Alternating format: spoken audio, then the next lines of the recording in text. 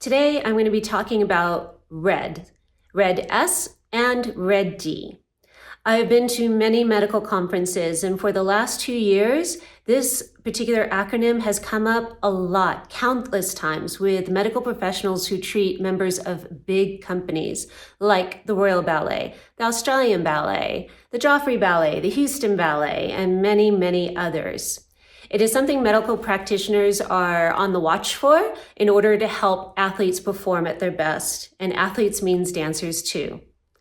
RED stands for Relative Energy Deficiency Syndrome, and the S at the end stands for in sport, and the D at the end stands for in dance. So athletes and dancers are a specific form of athlete, have to do a balancing act to be able to have optimal performance. You have to have the right amount of nutrients or the food that you take in to make energy to meet the demands of the body. And this can change through the course of a season over time, depending upon our workload. Nutrition, what we eat, what we put in our body that's converted to fuel. We have to make sure that we're getting enough to fuel our body and that we're eating the right foods that our body can convert to energy. The last part of the equation is rest and recovery. This includes sleep. So let me go into a little bit about each of these. A dancer, you will usually seek medical advice when their performance tanks. They can't get through a variation, or they're finding it really hard to do jumps. They don't feel like they have enough energy to do what they need to do as a dancer. What a medical practitioner should be doing, and the ones that treat dancers know what to look for, is this whole picture. The first thing is you look at how much energy are they requiring of their body? Are they off season? Are they just taking a class a day? Are they getting up to be doing a month-long nutcracker season where they're doing a matinee and evening performance every day for a month? That is a higher energy demand. So when the energy demands peak, we need to be taking in more nutrition, and everyone, including nutritionists who treat dancers, say to get away from talking about calories and counting calories and how many calorie counts do it. No, don't think about calories. Think about food as fuel. So dancers need to be fueling themselves with the food they eat, and you may need to eat a little bit more when your energy demands increase. Okay, so with the nutritional aspect of it, I mean, we know what's bad, to put in our bodies. Obviously, candy bars, junk food, a bunch of Doritos and Velveeta, okay? It's pretty obvious those things are not going to be good fuel for our body. When you're talking about green leafy vegetables and fresh fruit and carbohydrates, yes, carbohydrates. They get a really bad rap because a lot of dancers are very conscious of their body weight and trying to keep it down, so they will avoid carbohydrates. But guess what is the major food source that the body converts to energy? Carbohydrates. All right, so don't avoid those pastas and breads. That doesn't mean you want to eat a whole box of pasta in one setting, but those for dancers should not be a food source that we avoid. Okay, so that's one aspect of it, is nutrition, having enough food for our body to turn into energy so that we're ready to do all the things that our body needs to do when we dance. The last part of the equation is rest and recovery. As dancers, we're told we need to push. I know George Balanchine would ask his dancers, what are you waiting for? Okay, do it now. We don't know what comes tomorrow. Why are you holding back? And I think when we're younger in dance, we put out a lot more energy than we need to. If you watch older dancers, once they get into their 30s or even 40s, you'll see them when they have to walk on stage. It's a rest period. It still looks beautiful. It's refined. They have beautiful technique to fall back on, but they're not killing themselves with every single little step. I think when we're younger, we're putting so much energy into every little thing to make it perfect. And so it's kind of hard to know when to ease up a little bit with choreography and when to really go full out and to have a balance there.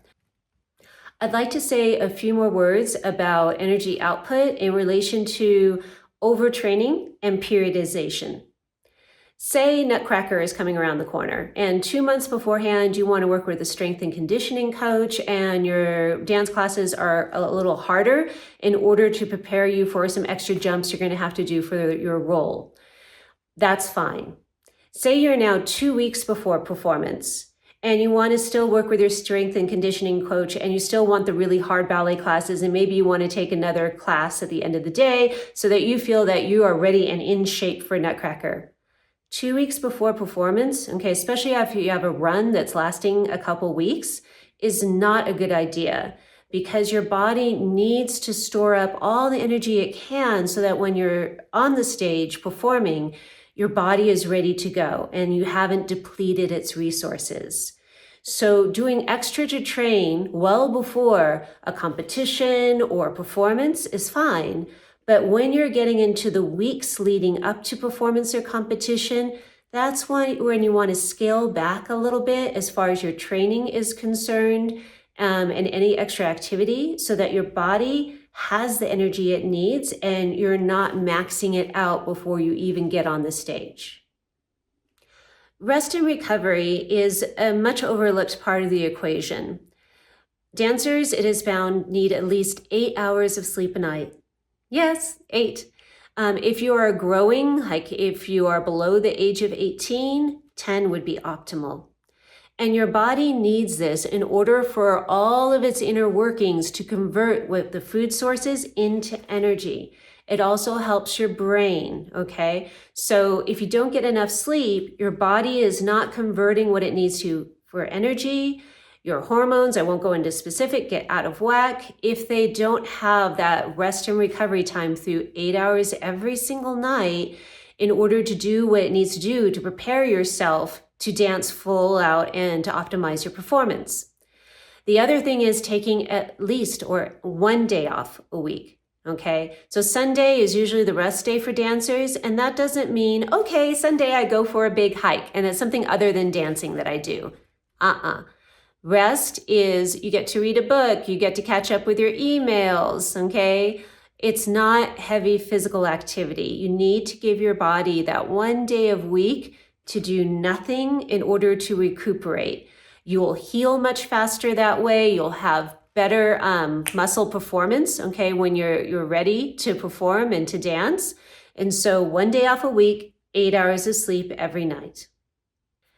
So when a dancer goes into a medical practitioner and says, hey, I don't have enough energy, all of these different components will be looked at. Maybe some blood tests will be done to kind of see what our vitamin D levels are like and what our hormone levels are like to kind of be able to tighten up that diagnosis. Now, one thing I'd be remiss in not mentioning is for women, if your menstrual cycle gets out of whack, okay, that can be caused by relative energy deficiency syndrome. If you don't get enough sleep, you don't have a day of rest and recovery, you're not eating enough to be able to fuel your body, okay, that is a result of what's called red D.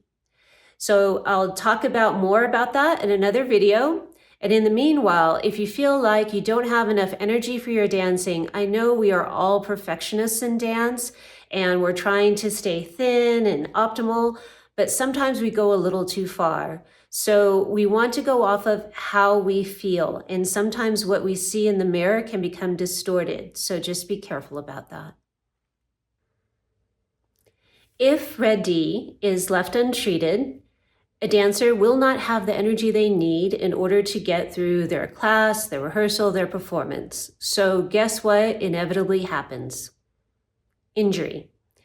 That is the last thing a dancer wants. And if the injury is bad enough, that can take you out of dancing for a period of time to recover. So in order to not just optimize performance, but also to avoid getting injured.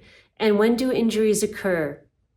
Usually at the end of class or at the end of your variation. Usually it's when you're tired. So you need enough fuel, nutrition in your body so that you don't lose your gas, so to say, that you keep your energy throughout the performance and you don't tank at the end. So this is something really, really important for dancers, and I hope you got a lot out of this video.